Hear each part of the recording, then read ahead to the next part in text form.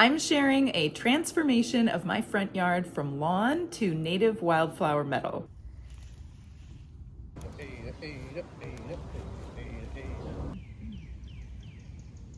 Hi there, I'm Beth, and I'm in the process of transforming my front yard into a wildlife-friendly garden consisting almost entirely of native plants. There are a lot of reasons that I garden with natives. My main goals include creating pollinator habitat, managing stormwater runoff, and having a sustainable garden that doesn't rely on a lot of inputs like fertilizer and water.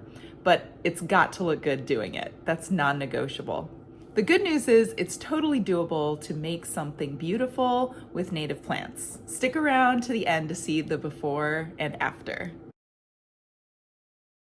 I started creating this project last summer. I put in half of the meadow with the plan of expanding it and adding in more plants. And so this summer, my goal is to tackle as many front yard gardening projects as I can. My list includes building a large planter, removing some invasive shrubs, and digging a bioswale to capture water that's coming from one of my gutters. I shared my plans in another video, so if you're interested in learning more, go ahead and check that out. And don't forget to subscribe so that you can see all of the before and afters. So there were some changes that I wanted to make to the meadow that I had already put in, as well as add a new meadow area. So one thing that I wanted to do was put a grass border along the front edge of the meadow.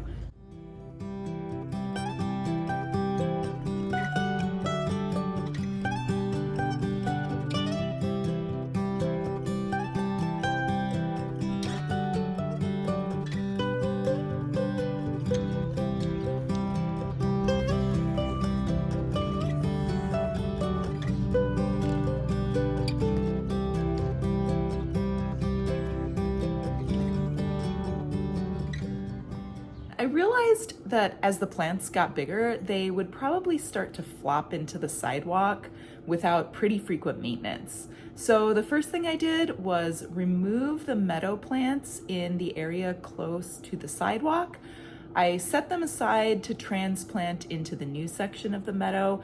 And then after that, I seeded the area with turf grass. It was a really cool spring, which was great for seeding turf grass this year, so that went really well. It came in really quickly, and now in mid-June, it looks almost indistinguishable from the rest of the lawn and turf grass.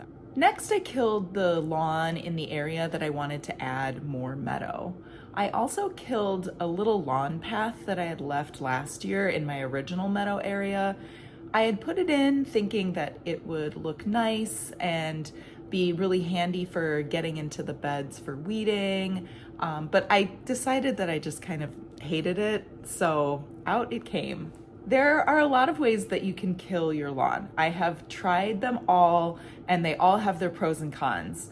For this project, I sprayed the lawn with glyphosate or Roundup, which has some definite drawbacks. If I was willing to wait, I probably would have opted for smothering the grass with cardboard topped with mulch, but I wanted to use the plants that I had removed from that original area of meadow, and they were out of the ground, kind of just sitting in a box, and I was having to water them every day. So I really needed to get them planted again as soon as possible. So I did need to get that area prepped quickly.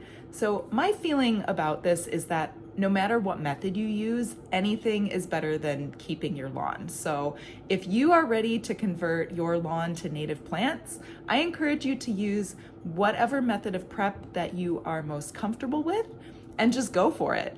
If you decide to use chemicals though, be sure you follow the directions on the packaging to a T. You want to make sure that you're really safe.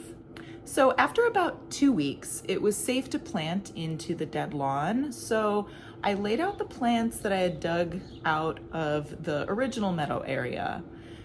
Could I have taken better care of these while they were out of the ground? Yes. But life gets busy, and sometimes the plants take the brunt of it. So I basically just put them all in a cardboard box and I watered it daily-ish. I also had a separate pile of sedges. I had a lot of these because I decided I just had more in the meadow than I really wanted. And I'm also working on a sedge and hosta meadow, and I wanted to use them there. However, I didn't put them in the box. I got super lazy. I just kind of laid them in a pile under a tree, and I got really lazy about watering them too. So anyway, the sedges didn't do quite so well after transplanting. Sedges really love moisture, so not a good idea to just kind of leave them sitting there for a couple weeks. So that was a definite whoopsie with the sedges. And I've had a lot of them die on me. So now you know, if you dig up a bunch of sedges from your yard, you gotta water them. Anyway, after I got all the plants in, I decided to put a very thin layer of compost on top. So why did I do this? Mainly so it would look really purposeful, like a garden bed, not just a bunch of dead grass with little plants sticking out of it. So from a purely practical perspective, dead grass is actually doing a great job of being mulch, which is one of the pros of killing the grass with glyphosate, because then you've got that dead grass still in place, and it does a great job of suppressing weeds. But mainly the reason that I decided to put a layer of compost on top, I'm trying to avoid that WTF reaction from my neighbors as much as possible. I really want it to look cared for and look deliberate and purposeful as I'm planting my native meadow. And as far as why compost, well, mainly it's because I can get it for free. My municipality has a compost program, but also it will help to break down the grass. So compost is basically mulch that is much more broken down already.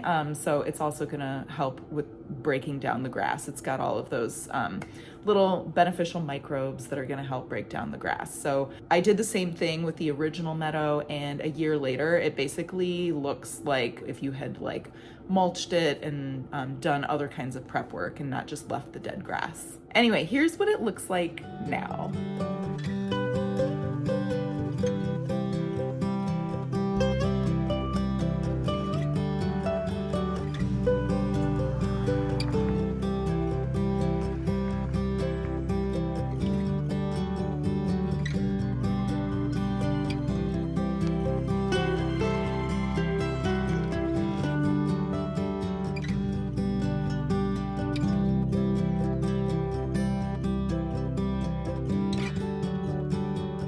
So I took this footage in late June, and the prairie coreopsis has just started blooming, joining the spiderwort that's been going on for a few weeks already. The tube beard tongue, this is a plant I started from seed and then I added this year, is absolutely pumping out these crisp white flowers. I love it. I think it's a great addition. The pale cone flower is blooming for the first time this year. So this is one, it's actually really easy to start from seed. If you're new to native plants, it's a great one to try. One caveat though is that the rabbits absolutely love it, and so mine just hasn't bloomed yet because the rabbits kind of keep mowing it back, but it does keep growing and coming back, and it's finally blooming this year. The butterfly milkweed is about to bloom. Actually, as of when I'm filming this narration, it is in bloom. I'll try and add a picture of it here so you can see what it looks like in full bloom. I also added showy wild garlic this year, which I hope will bloom soon as well. Later in the season, I've got heartleaf asters. There's no goldenrod here yet. Goldenrod is a really important plant for wildlife. I haven't added it yet because most goldenrods are really aggressive, so I'm gonna wait to add it in later after the other plants have a little bit more time to get established and they can hold their own and the goldenrod will not outcompete them. I will probably add a shorter, more shade-tolerant species either next year or maybe even the year after. I will definitely be adding some though, just because it's so important and it's great for the pollinators.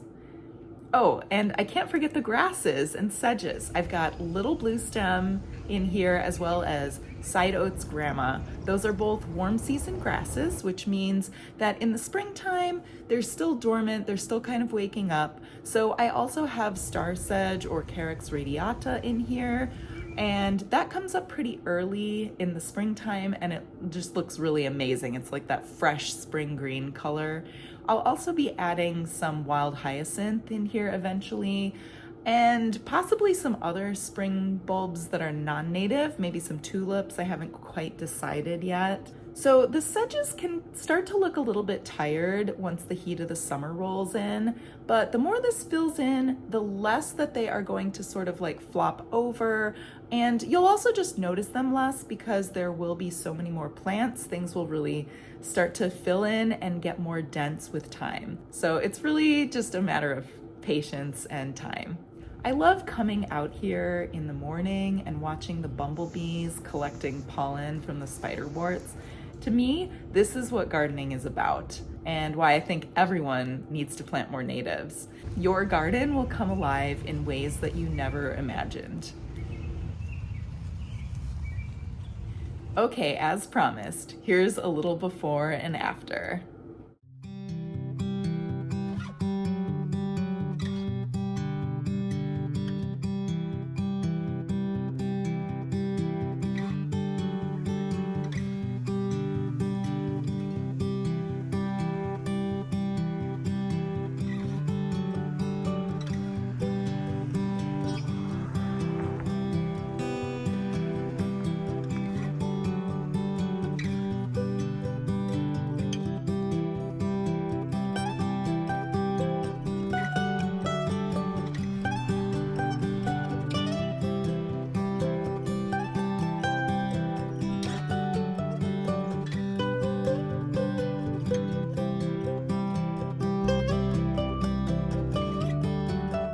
Thanks so much for watching. I'll share more as I get more projects completed, such as my hosta and sedge meadow and a bioswale to capture water from one of my gutters.